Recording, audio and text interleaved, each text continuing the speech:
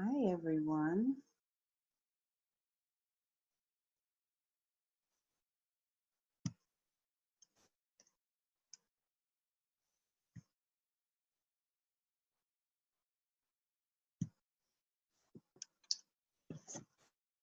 Hi.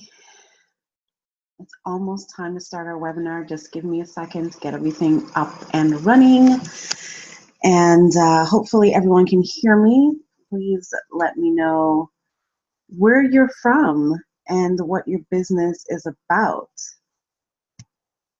while I set everything up. I see some names here. Deanna, I am trying to pull you up right now so everyone will be able to see you.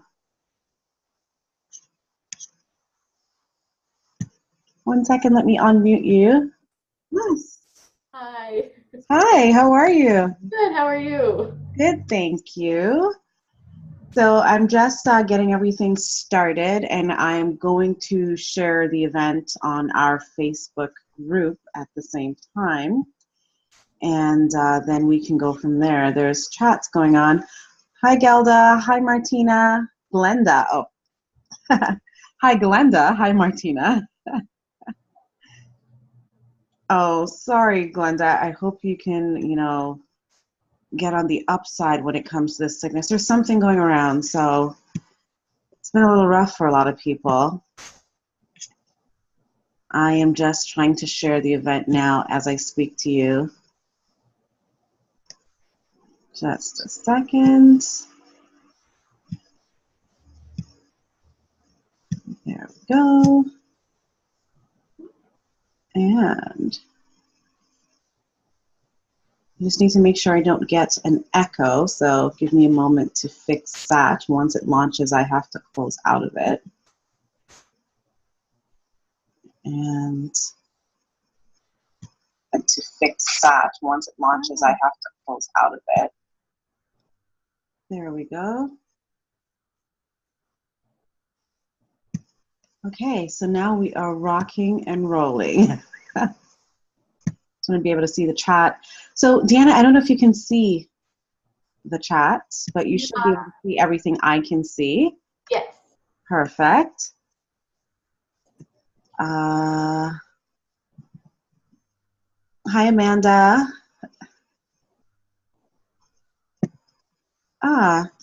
Shalina, hopefully I'm saying this right. Unfortunately, you can only hear. You can't talk because your mic is not working. Well, at least you can hear us. That's a plus. I'm glad that you're here. Notion, I don't know if I'm saying that correctly, but welcome. So I'd like to get the ball rolling. First of all, it's Wednesday. It is the last Wednesday in the month of March, which gives me a lot of hope. Spring is coming, or summer's coming. I'm jumping right over spring. I am so happy to look forward to warm weather. You have no idea. I also feel like because it's right before Easter, I don't know how the rest of you feel, but I kind of realized Easter was coming up last week Friday. So it was a huge scramble to try to get everything together for Easter. But it's okay. Whatever's done is done. If I don't get some things done, such is life. But tonight is not about me. Thank you all for coming to join us. And I would like to introduce you to our guest speaker for tonight. So Deanna, if you want to just tell everyone a little bit about yourself, and I can get the deck started, and Sure. we can. And is there a way that I can see everyone? Is that normal or no? This is normal. We're just going to see Okay. each other, and then the conversation will just be via everyone typing. Okay. And I will pull up your screens, the deck, so that everyone can see. Perfect. So, hi everyone, I'm Deanna. I was invited to do this by Charlotte, who runs the Village Hive co-working space in Markham. So she kind of ushered me into this role, but I'm very excited to be here. I own Rosewood VA, which is an online marketing agency. I do web design, logos, online marketing, social media marketing, pretty much everything that your business needs to operate well online and actually get found. And so I operate out of Newmarket, Ontario, but I travel you know, anywhere basically in the Toronto GTA area. So what I'd like to know, and you can answer in the chat next to us, is if you're an entrepreneur or small business owner, do you have a website or not? Because that'll help me gauge what I should be talking about. And also, are you unsure of where to focus your time, efforts, and budget online? So I'll just get a sample of who is an entrepreneur or small business owner, and if you have a website. So I see a few yeses. Most people have a website, which is normal, which is good. Perfect. Trying to work on one. Okay, great. So maybe this will help you, give you a little guidance in your building of a website, and at least, you know, an extra outside opinion. Okay, so that's pretty good. So just my background of how I got into this. I'm a graduate of the University of Toronto. I have a degree in Linguistics and French, which doesn't seem like it would apply, but it actually comes in handy when I'm proofreading and editing content to be put on websites. I've always worked for entrepreneurs, and it just so happens that most of them were really empowering women. The first three on there are promotional marketing agencies that I worked for, run by awesome women. So that's what I grew up in since I was 13. That was my first job. Encompass Business Technologies was an IT company. I was, again, a small business, and I did their customer service, account management for 30 companies, level 1 IT support, and that's where I actually started building websites. So all of this, the promotional marketing and the actual IT parts, have come together and made me who I am in my business. And then I've been in business since 2015. So it's been about 2.5 years now. And what I do, again, I explained at the beginning, is web design, graphic design, blogging, which we'll get into, which is a huge tool that you can utilize. Google advertising as well, but we'll get into that after. And I actually focus on a green niche. That's my chosen target, because I like supporting healthy minds and healthy communities. So health and wellness, fitness, eco-friendly, sustainability. I love those businesses. And women, love it. So common questions: do I need a website? Yes, and most people answered yes, so that's great. What social media streams are best for my business? And social media is not a one-size-fits-all solution. It's very dependent on what your business is and who your target is. You want to be spending your time and budget on where your audience is hanging out online. Don't spread yourself thin. I think that's a common misconception, is that, you know, more is better, but less is more in this case. Should I pay for ads? So that's something, depends on your goals. And again, it's not a one-size-fits-all solution. So we'll talk a bit about social media ads and Google ads, and what is the best overall strategy. Again, not the same for each business. You really have to focus on your goals and align your online strategies to match. So an intro to online presence, I'm going to be talking about websites, social media, online directories. And online directories would be your Google business page, if you're listed on Yellow Pages, Yelp, Gold Book, industry-specific ones, like if you're in the home renovations business, there's House, there's Home Stars, those ones, newsletters, and also Google. And if you have a question about one of the terms that I'm talking about that you may not have heard before, if you put it in the chat, I'll try and keep an eye on that as well. So the purpose of a website. The main purpose of a website is SEO. And every item that I talk about, I'm going to say whether it has an impact on SEO, and if it does, whether it's minimal or a big impact. So the main purpose of a website is SEO, which will actually help you reach new prospects. So SEO is search engine optimization, and that's ultimately what controls what Google ranks. So however high you rank in Google, you have total control over that if you follow best practices and you put your time and efforts into your website properly. It's an information hub, so it's where all of your information is housed. So that's the hard part with Facebook events, and you have to go back to find something, whereas if you go to someone's website, everything is laid out on all the different pages. It controls Google Analytics, and I'm not sure how many people would be familiar with Google Analytics, but that's a component you can activate with your website, and it keeps track of how many people are actually coming to your website, where they're visiting from, so you can see the cities that are most popular, the times of day that are most popular, the most popular pages, so you know to focus your time and effort on those pages. And that would help you actually figure out which pages would be best to promote if you're doing a Google paid ad or even a Facebook paid ad as well. Your website can help you build credibility. So it can show, you can have all your information there. So it just shows, sorry, the comments are distracting me, that first one. You can build credibility with your website, and I like to do that through blogging and through showing you're the expert in your field. And you can also do online sales. So you can incorporate e-commerce into your website, sell your products through there. There's a bunch of different ways to do that as well. I see that your website, that you use WordPress, you design using Squarespace.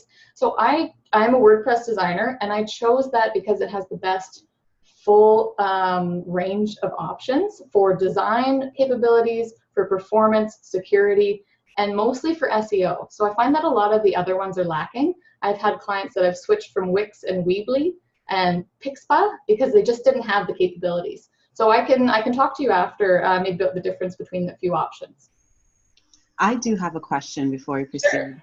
So the information hub, I know I'm guilty of some things when it comes to that, and I actually just wrote a note to myself to pull together one landing page. The problem I have is you'll have your social media platforms and you are advertising a multitude of things at the same time.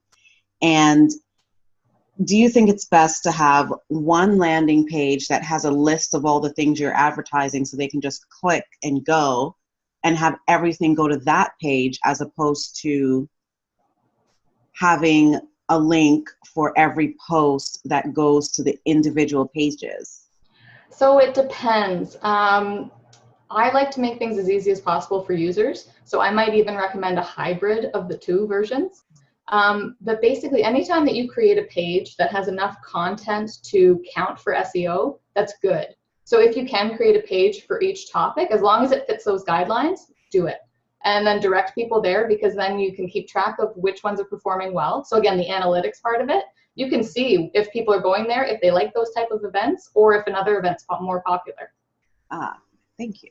No problem. I'm just trying to advance there we go. Okay, so the purpose of social media has no impact on SEO, which I'm not sure if this is shocking to most people or if it's common perception. For the most part, I think people thought it had an effect, but it really doesn't. The only time you're getting a little bit of an SEO kick is if someone is, promoting links to your stuff, or because you have, oops, sorry, can we go back one? Go back one? Yeah. Oops, oh, I hit the button. That's okay. So just having a link to your website on anything gives you a little boost, as long as it's on a reputable website. So Facebook is reputable, although there's issues going on in the news right now. But just having that link helps a little bit. But the main purpose of social media is to connect with an audience that you've already established a connection with. They're people that have already heard of you. They've searched for you, they're following you, so you've made some sort of connection. Whether it's warm or not, that's to be decided, but you have that in with their newsfeed. So it's not for reaching new people, it's kind of marketing within them. There's ways to do that using groups, which is a great tool if you can. Don't spam groups. Be respectful of their rules, because most groups do have rules listed on the page.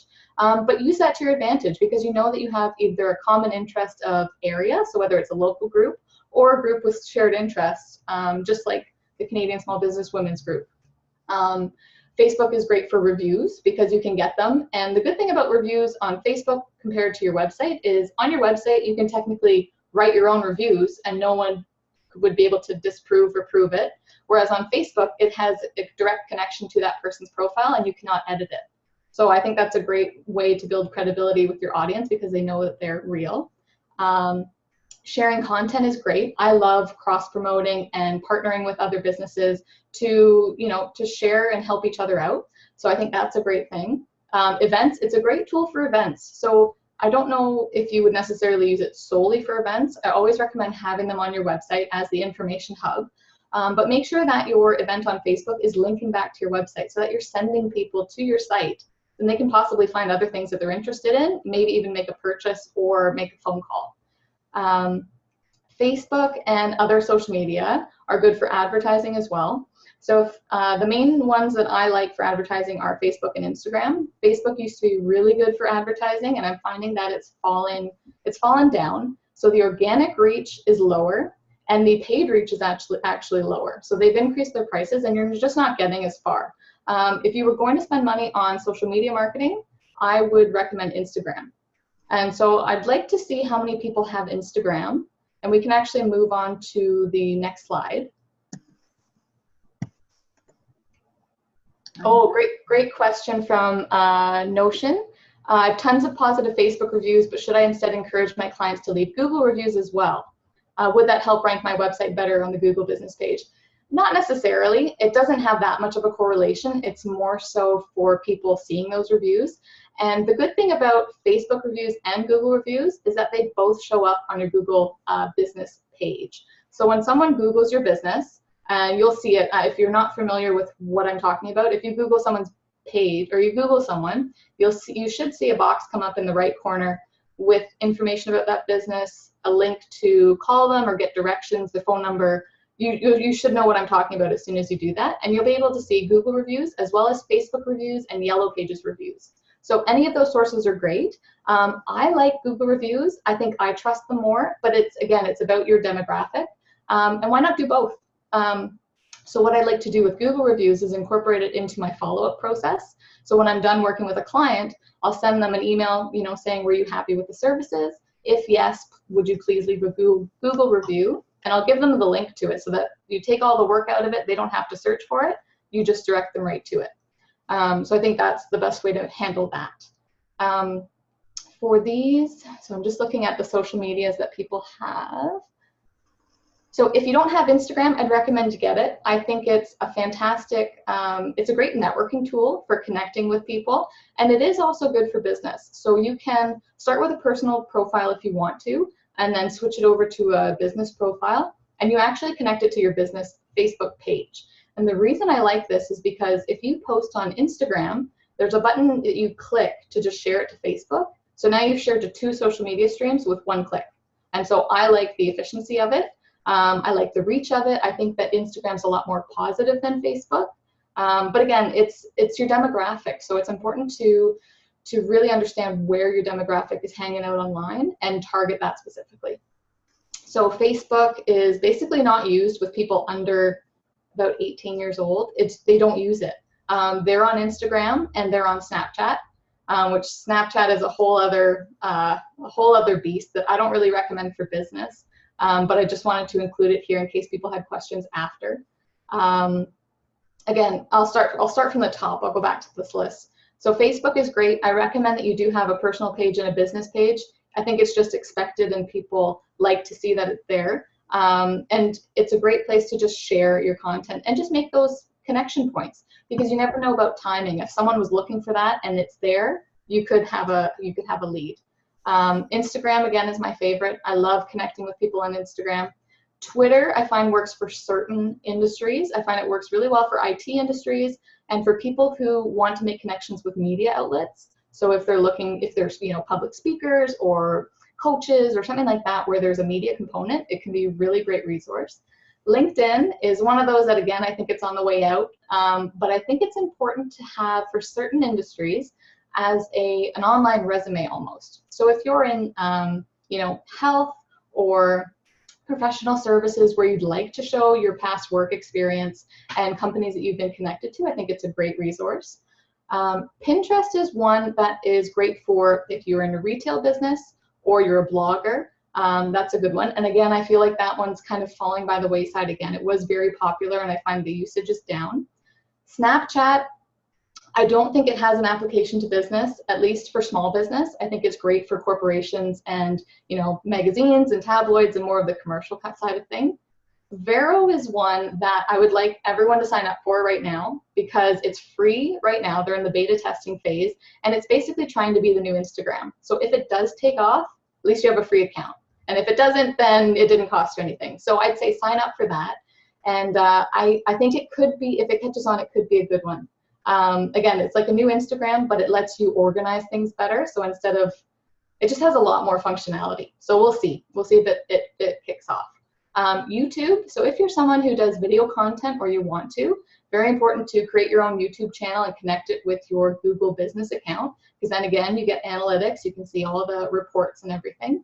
And also with YouTube, I'd like to say that you can vlog. So if you're doing vlogs, just realize that the video itself doesn't really have SEO capabilities in it, but if you were to transcribe what you're talking about and put it into proper formatting, you then have a blog content that counts as SEO. Post that on your website as a news article, and you know, from one piece of content, you now have the benefits of SEO. And the same with Vimeo. So Vimeo is a competitor of YouTube. Different benefits. So if you're doing, you know, private videos that you'd like to sell, they have more features for that. Wow, I just had a couple of comments. Okay. I found that if I post from Instagram to Facebook, my posts get more, they're more noticeable. Okay. As opposed to just posting straight to Facebook. So what I find might be happening is that when you are posting from Instagram to Facebook, you're likely hashtagging in Instagram, whereas you may not necessarily be hashtagging in Facebook, which you can technically do. So you don't see it very much in Facebook where they are tagging things, but you can do it. And when a post comes over automatically, it pulls those hashtags with it. So that might be one of the reasons. And for LinkedIn, I made it my goal last year to try to use my LinkedIn account more, because I have a few LinkedIn groups and then I have my personal LinkedIn account.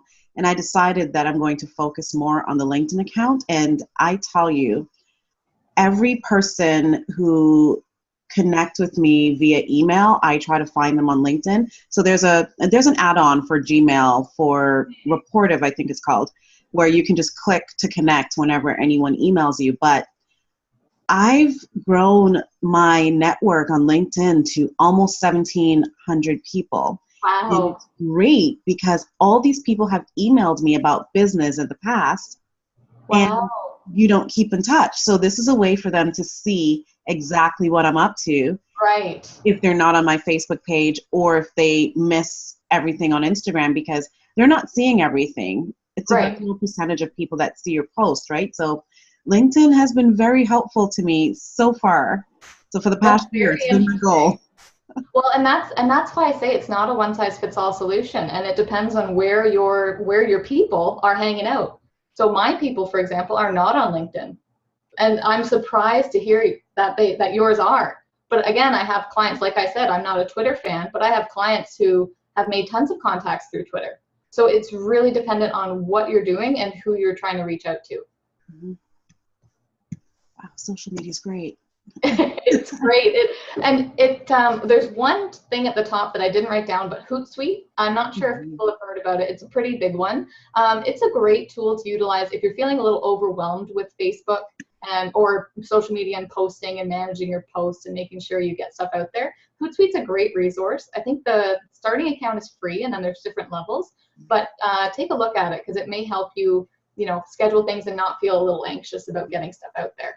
And Buffer app as well, because I know I have a Hootsuite account that I don't really use frequently, but it's being used, and a Buffer app account. Yeah. And I do like them a lot, because you can spend a couple hours on a Sunday and schedule your posts for the week. And you're good, yeah. Like a pro. It's all about time management. Yes. So online directories, they're a great resource if you're looking for something free that you can do yourself. So anyone can set them up. They're free to start, and then there are obviously paid upgrades that you can do.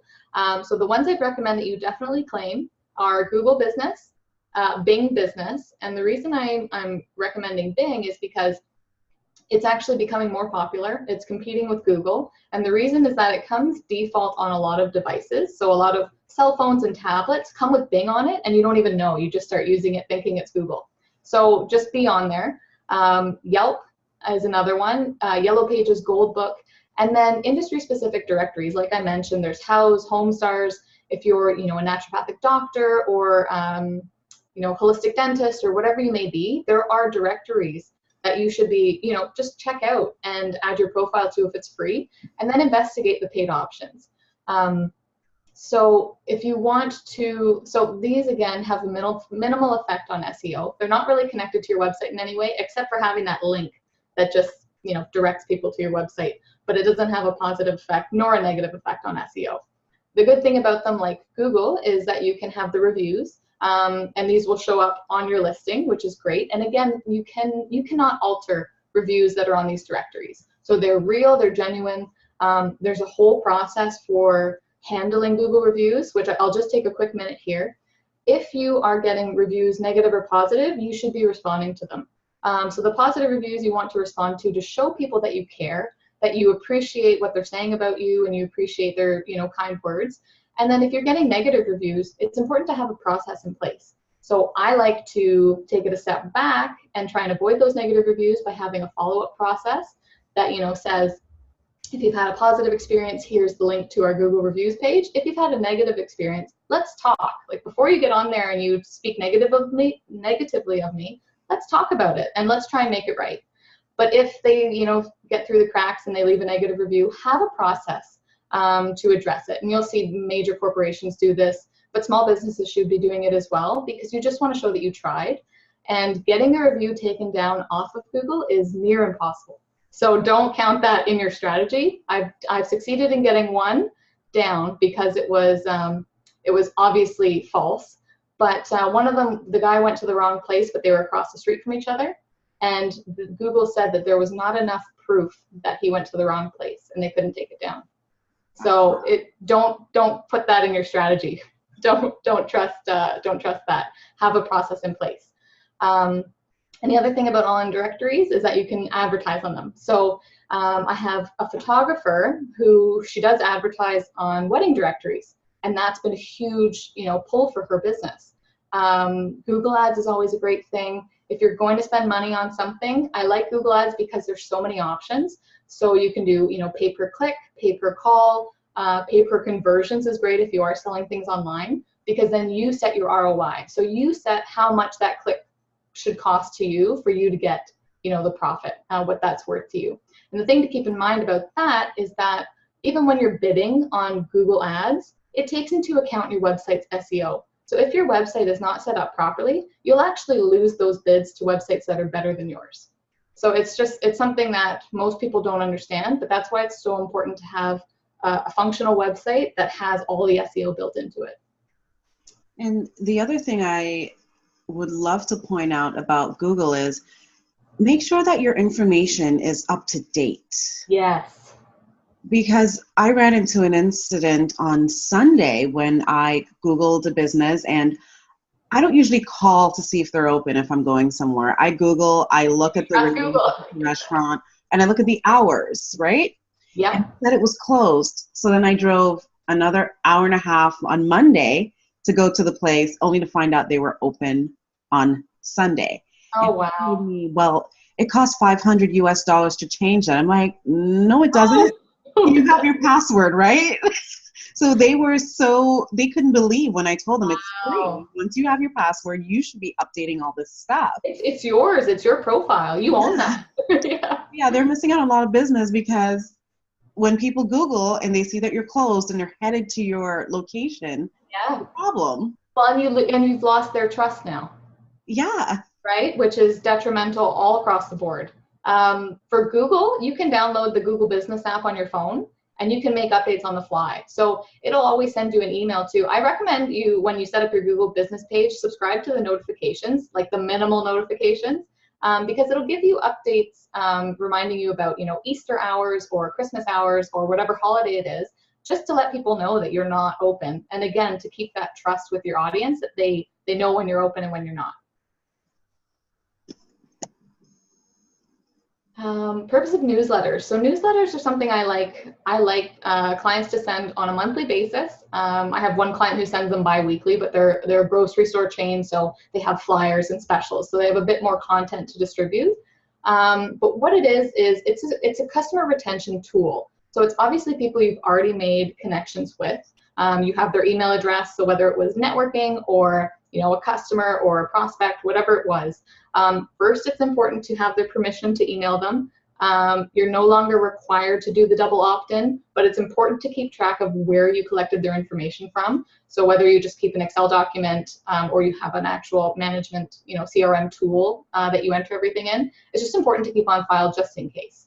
But again, if you're using something like MailChimp, I prefer MailChimp. I used to be a Constant Contact user, but I didn't like the pricing of it because it is more expensive. Yeah.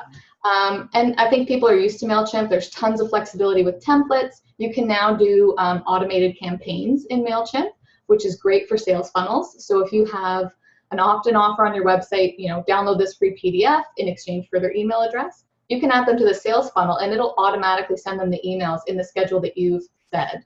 So they receive your PDF when they first sign up, then maybe a day later they receive an offer or a week later, and it keeps following up until they either, convert to a lead or they unsubscribe. So and that takes fine tuning, that takes strategy, but it's a great tool. And it's also for upselling. So people that you've already sold services to, you obviously know that they, hopefully liked your service. You can upsell to them. So let them know about your upcoming events or your seminars or new products that you have. And it's timing. It's all about timing, is that if your email hit them at the right time when they were thinking about it, you have more of a possibility. And for newsletters, they have no impact on SEO. They're not connected in any way.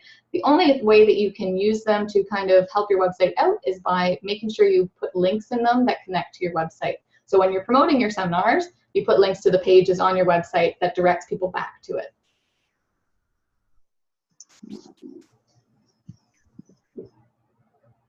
Google, so I'm on my way to becoming a Google certified partner, which is a very long process, and usually larger organizations will split that up between a few employees because basically the organization is allowed to have as many people do each of the parts. I've done the main ones, which gives me a pretty thorough understanding.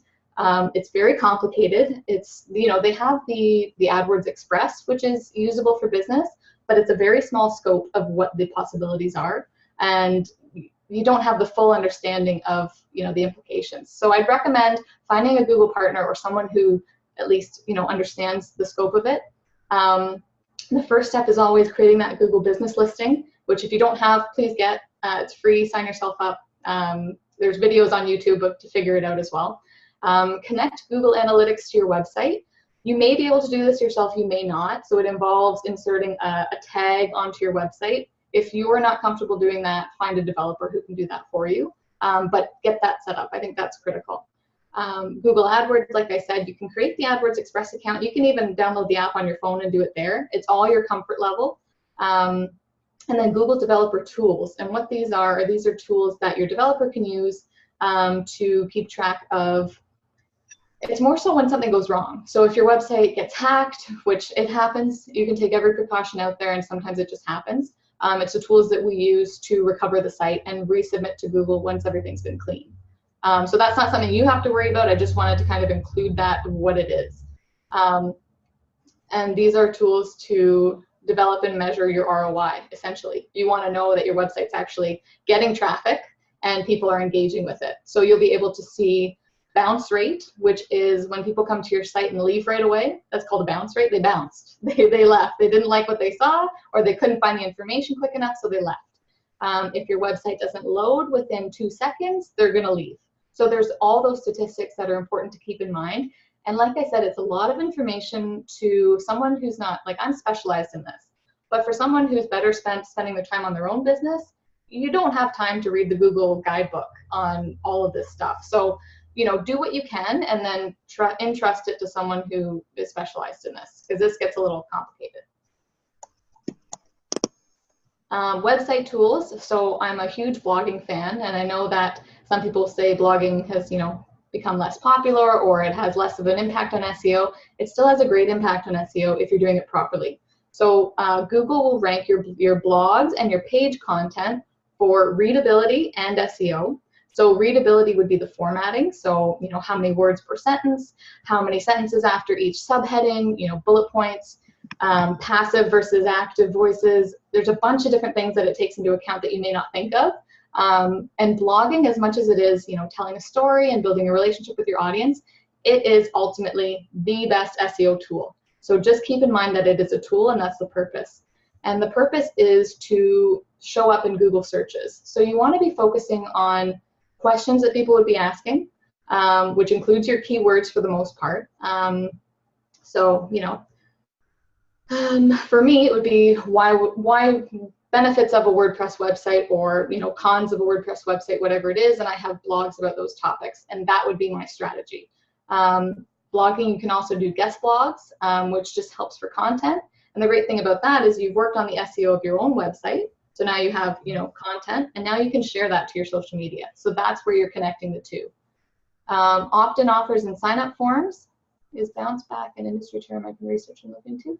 Bounce rate is the term.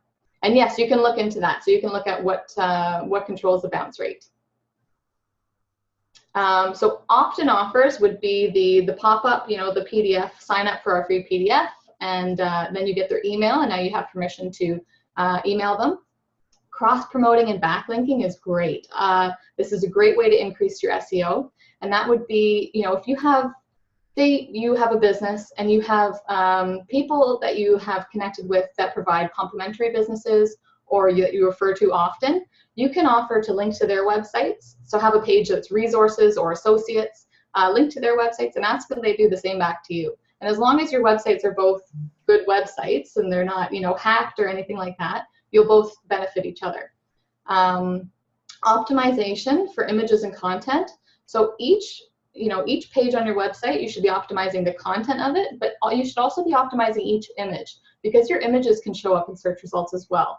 And you'll see it when you Google things. There's a row of images that show up, and then all of the listings as well. So you just want to increase your chances, and it's easy to do, obviously, if you know what you're doing, and that would be the image alt tags.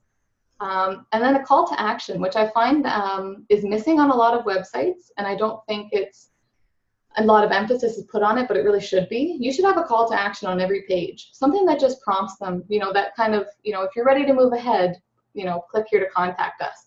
You can move so far as to having a pop-up on your website that shows up and gives people the option to call or email right from their phone. You want to make sure that any phone numbers that are on your website are clickable and are callable from your phone, because you're taking one step away. You don't have to copy and paste it into their phone, just one step call. It's pretty good. For blogging, I am not a blogger. However, I am a big believer in blogging. I feel like it is a very important tool for small businesses, especially being that you don't have all the time in the world to sit down and read a book. You can just read blog segments that might, you know, you crunch it down into a good 2-minute read. Exactly. Always looking for blog contributors, just so everyone knows. If you are someone who loves to blog, email me. And I have to say, even if you're not someone who loves to blog, start loving it, because it really will benefit your business. Just get it done, and, you know, write yourself up a sketch. So what I like to do is write yourself up a schedule, or just keep a Word document of topics, so that when it's time for you to blog, you don't have to struggle to think of something. You have a list of things to talk about. You know, actually, I wrote a blog on 50 things to blog about, but I don't really blog about them. Oh, they just need that. So that you can find, but I do video blogs on YouTube. I find that's easier, just like a 5 to 7 minute snippet once a month, just on a business topic. It's easier to just talk about it than to write about it for me. And some people are like that, but take that content then and transcribe it. I wrote that down when you said it. Yeah. And I have a client who, it's great, because some people are just naturals in front of the camera. And like, I have a client who had a concussion last year. So she used to blog, but she can't anymore. She can't sit down and focus on it for that long. So she records herself in the microphone, sends me the recording, and I transcribe it for her. So there's options for everybody, and it's all comfort, but it's all just knowing that it's good for you to get it out there and get it done. Yeah, that's true. Okay, I'll go to the next slide once I find my mouse again. Okay, there we go. Okay, so we don't need to go over this because everyone has a website here, but these things you can still do if you do have a website. So set up your free social media business accounts. So if you have personal, it's really important to switch them to business, especially if that's what you'll be using it for, or create a separate one. So it all depends on your comfort level. If you want to keep personal, private, and business public. It's up to you.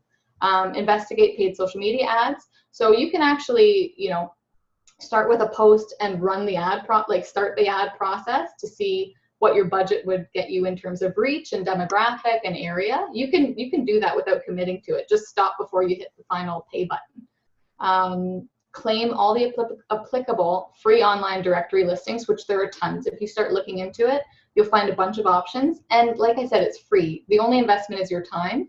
Just put yourself out there on as many as you can.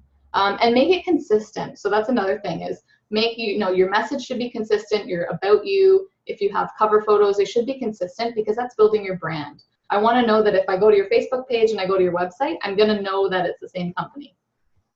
Start collecting emails with permission. Great. At networking events or prospects or anywhere that you're going. Trade shows are a great place for that as well. So I had a client who, offered a prize draw at the end of the trade show in exchange for business cards, and it was explicitly written that they would be sending them, promotions or newsletters or anything like that. So as long as you're explicit, that's all that you need to do.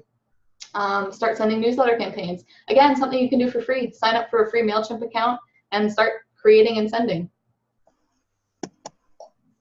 So 5 things you can do now if you have a website is all of what I just said. Optimize your website for SEO and readability. So whether you want to spend the time and learn how to do that, or you want to hire someone, I recommend doing it and at least getting it up to par. And so if a company says that they have SEO services, be wary and ask what those services are. So I had a client recently, and it's more clients than just one, but who had signed up for, a monthly plan for SEO services. And when we actually looked into the analytics and all of the tools that you can see, and you can see what they're doing, they weren't doing anything. There was no plan, there was no content creation, there was no work being done. They were just charging a fee and saying they were doing it. And they actually gave her a list of fake results of phone calls that she was supposedly getting through Google. So just be wary and just do your research on the companies, because there's a ton of them out there and not all are trustworthy. But it's worth doing properly. Blogging, again, something that you can do. Read a few blogs about blogging, and you'll learn a few things to get you started at least. And whether if you have a WordPress website, you can learn to post them yourself, or different platforms have different options. But make sure that you're utilizing the tools with that.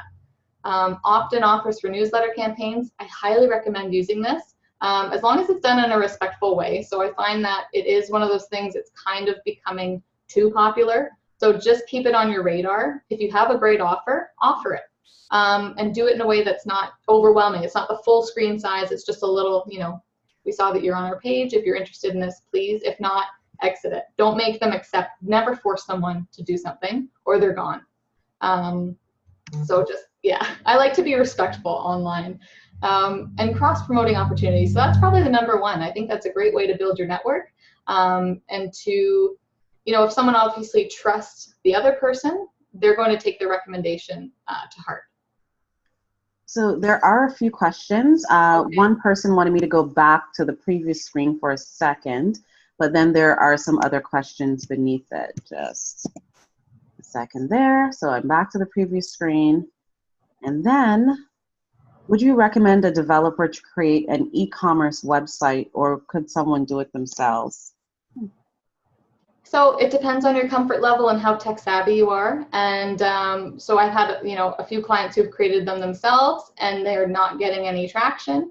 And then they end up going to a developer. So it's really up to you, and it's really up to your budget as well. So you have to decide what your ROI is on a website, and do some research. Get a few options of quotes. Meet with the people who will be building it, because what I'm finding is that it's more of a personal relationship than you might think to work with a developer. There's a lot of IT companies out there who do website design, but they don't do business marketing, if you know what I mean. They can do the coding and they can make it look great, but it's not in line with your goals. It's not in line with your brand. It doesn't represent you as a person. So there's a lot of options. Do what you're comfortable with, and just do some research beforehand. If you were going to do an e-commerce site, I'd recommend WordPress with WooCommerce or Shopify. So, and again, it depends on what you're more comfortable with. I know WordPress has more SEO features than Shopify, but Shopify might be easier from a do-it-yourself perspective. There's another question of, is Blogger a good blog option? I don't use it. I use WordPress as a blog option. All my clients are WordPress, so that would be something, if you want, I can look into and send you a quick email about. Does that work? Okay, so I will, yes, there's a Okay, yes on that. perfect. I can say I used WordPress prior to having the Canadian Small Businesswoman website. I started out just using the free WordPress blog, and it was great. I got a lot of traction because there's not only, because you have that WordPress on the end of the URL, that helps a lot because WordPress is promoting WordPress. Right. So yeah, it's really good to use WordPress. I believe in it. And then what I do now is I do have the blog on my site, but when I automatically post a blog, it shares everywhere. So I have it going to Reddit, to all my social media platforms.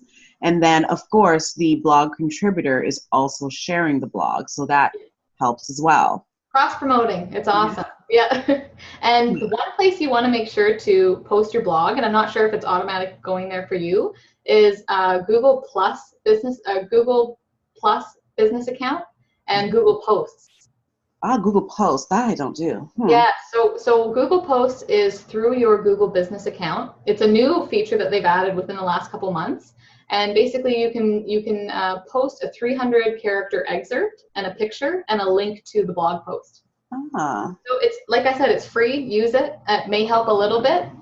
And the stats on them are getting bigger as the platform grows. But for now, it's free, so I'd say take advantage of it. That's pretty good. Okay, Google Posts. I like. And you need the Google business account for it. Right. Right. Yes. Okay. I'll answer that. I find WordPress difficult or clunky to navigate. It totally is.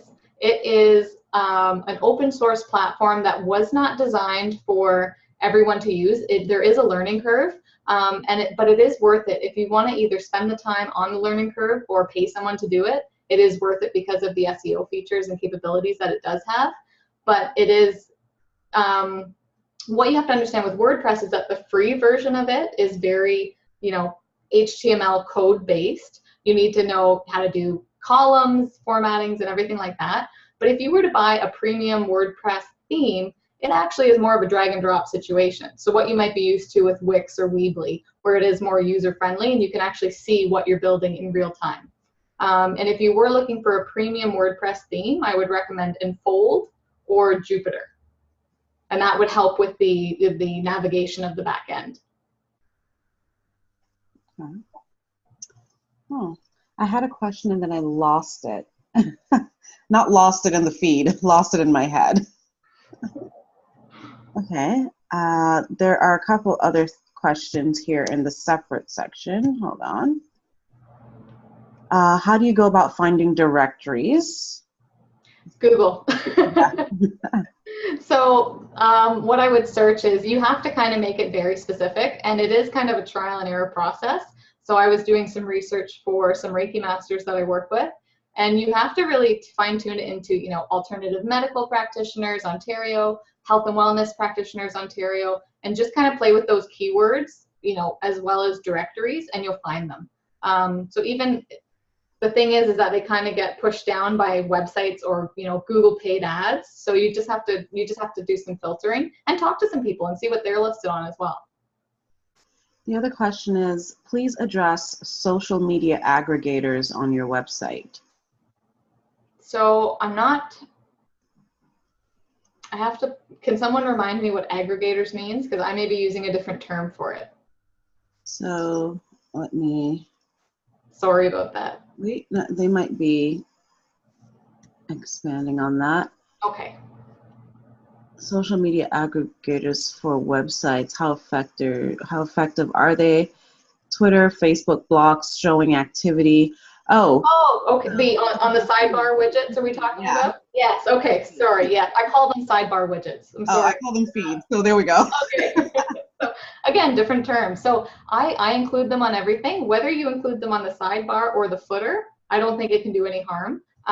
Again, they're not They don't have an impact on SEO in any way, but it is a good way to get the person as a follower. So let's say they came to your website, they liked what they were seeing, they weren't necessarily ready to buy, but they said, let me follow your Facebook page, so that it's almost a more personal way to keep in touch with someone. So they're interested. So I would suggest putting your Facebook feed, Instagram feed if you have something, if you have a business one, and Twitter. And I like just having them there so they have the option. Some people are concerned, I'm starting out, I only have a few followers. Doesn't matter. How are you going to grow if you don't try? So just put that there and watch it grow. Yeah. But they should also make sure that they're including the ones that they're most active on, because you don't have to go to a website today and you see on their Facebook page that the last post was, December of 2017. No, hide that. No, update it. Yes. Yeah. And that's the thing is, you don't have to be super active on social media, but you have to be active enough that people still think you're in business. Mm-hmm. So I used to go with a physiotherapist. His last post was from 2014. And I said, to me, that looks like you're out of business. As a new customer, I'd leave. Like, I'd leave your Facebook page and wouldn't come back. So it's make sure that your data is up to date. Just like you said about the restaurant hours, just keep it as up to date as you possibly can. Agreed. Oh, that we already did that. Oh, yeah. So now I'm open for questions. I might have a couple more questions. Let me just stop sharing the screen. Cool. Wow. Okay, sorry, I'm just reading other stuff here. And the question, so we answered your question about the social media aggregators. Yes, we did. So in terms of, I'm still stuck on this, on landing pages. What's your feel on landing pages, really? Okay, so are there, unless, like, outside of having a sales funnel? Okay, so there's different ways to use them.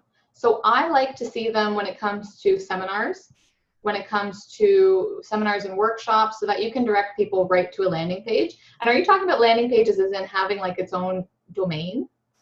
Yes, because I direct people directly to like my event page. Okay. And I see a lot of people doing landing pages separate, and I'm not a believer in them unless they're for sales funnels. Yes, so I agree.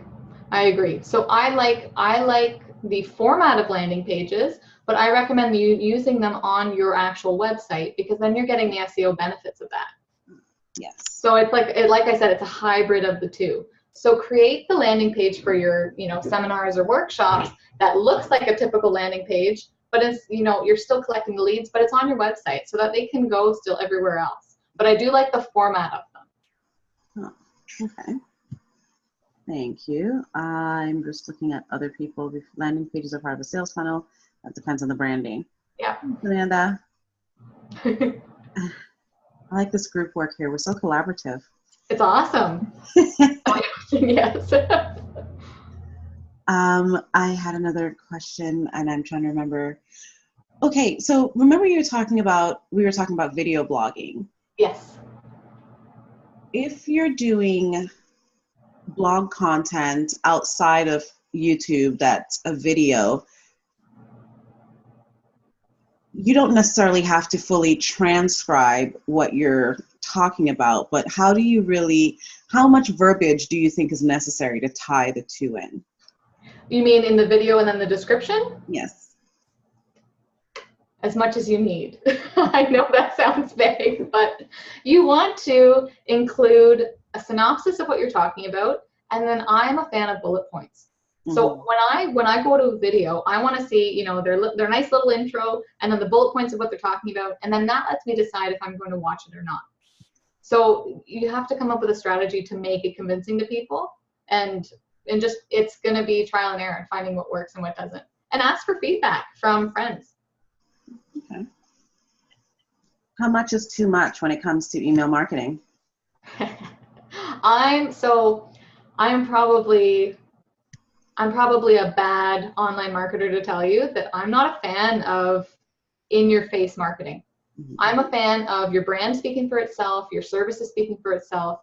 You need to get in people's attention, but don't overwhelm them. So I used to follow this marketing guru I can't even remember her name now because I just don't, she just lost me. And she, you know, tons of thousands of followers, hundreds of thousands of dollars in sales, blah, blah, blah, blah, blah. But she was posting to Facebook and social media about 6 times a day. And it was driving me nuts. And she was sending me emails twice a day. And so, and it just got to be too much. So I'm a fan of monthly newsletters.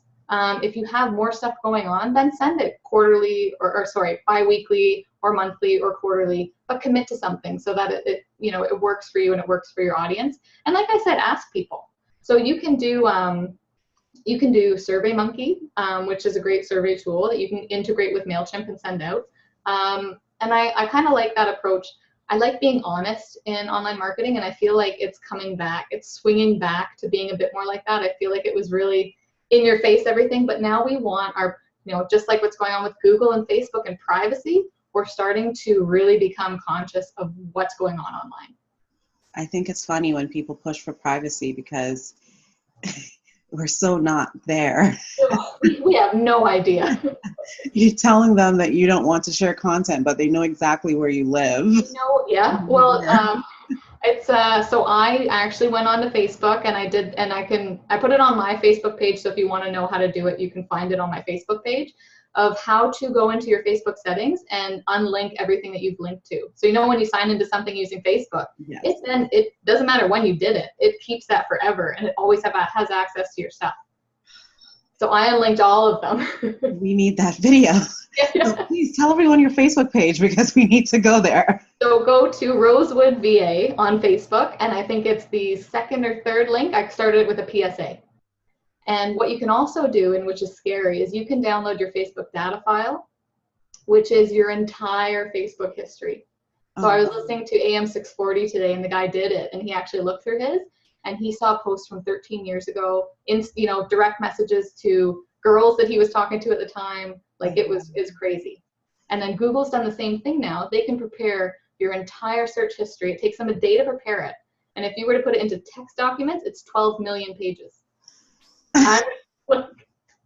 It's crazy. So like that's why you have to be conscious about these things. And people are really starting to care about their privacy and caring about their space. Like you don't want to be intruding their space with bombardments. Just do a better job with less. Really put effort into a few things that you send out. Which really ties into why I believe you should have your personal social media separate from business. I have 2 Facebook accounts. You know? Yeah. Well, and I mean 2 personal ones. Like I have the personal one I've had since high school, which I don't need anybody looking at except for, you know, very close friends and family. But I have my professional one that started with my professional life. Right. And that, you know, it's still, you know, 10 years old, but it's very geared towards that. And that's what makes me comfortable. So it's really about what makes you comfortable.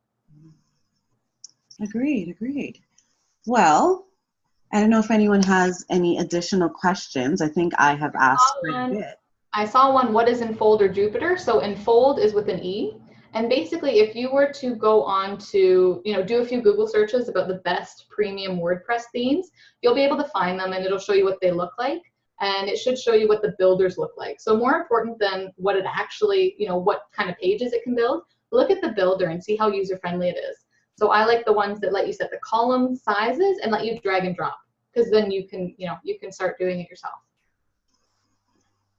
And it's very important to know how to do some things by yourself on your website. Yes. And I do training for that. So anyone that works with me and they want that, we do training at the end where I can teach them how to do whatever they want within reason, and within time constraints. But it's all doable if you want to learn. Perfect.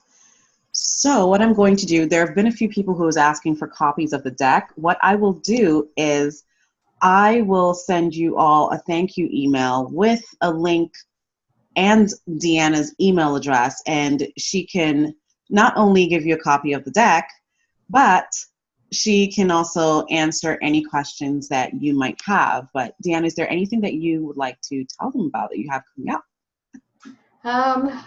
This was the thing I was most excited for, actually. So I didn't say it at the beginning, but this is my first webinar, my first time doing it. Well, thank you. So thank you for having me, and thanks Charlotte for pushing me into it. So this is great. Oh, you did a great job. Thank you. I hope to be doing more speaking events going forward. So I don't have anything in the works right now, but if I do, I'll put it on my Facebook page. And you can follow my Facebook page if you want. I do post, tips and PSAs on things that I'm finding that are interesting and that are, the PSAs are the really important things. So like that Facebook privacy thing. And I just like to share. I'm a knowledge-based person. I love to share knowledge with people. So, if you have any questions, send me an email. I don't do well with phone calls. I'm a computer person. I do well with emails. So if you want, just ask me anything. Perfect. So you all will be able to rewatch this entire webinar sometime tomorrow on our YouTube channel. So just go to Canadian Small Business Women. And if you are a part of our member group on Facebook, you could be watching it now. We'll still be there. But please do keep in touch, and I will send you all of Deanna's information, and we will have another webinar next week, Wednesday, same time, and it's going to be with Adele Spraggin, and she's going to talk about money matters. So brace yourselves. First you're learning about online presence. You have to really strategize your finances in order to be able to be present online. But try to be everywhere. Like Deanna said, sign up for all those social media accounts. Make sure your handles are similar. Make sure your handles are similar to your business name so that everyone knows that it's you across the board. Just like if you Google Canadian Small Business Women, we're everywhere. I even have a Snapchat account, but I don't use it because it's not for me. But it's there just in case one day the tables turn and Snapchat becomes really professional and then I have to use it. Yes. I'm seeing questions. Your Facebook page again, Rosewood VA. Yes. Yeah. Rosewood VA. That is the name of the Facebook page. But I will send all that information in an email by end of day tomorrow so that you have all her links where you can contact her. But thank you so much, everyone, for doing this. It is 9 on the nose. Thank you very much, Deanna. Thanks for having me. It was awesome. Many more webinars to come. Looking forward to it. Thank you. All right. Have a good night. You too. Bye.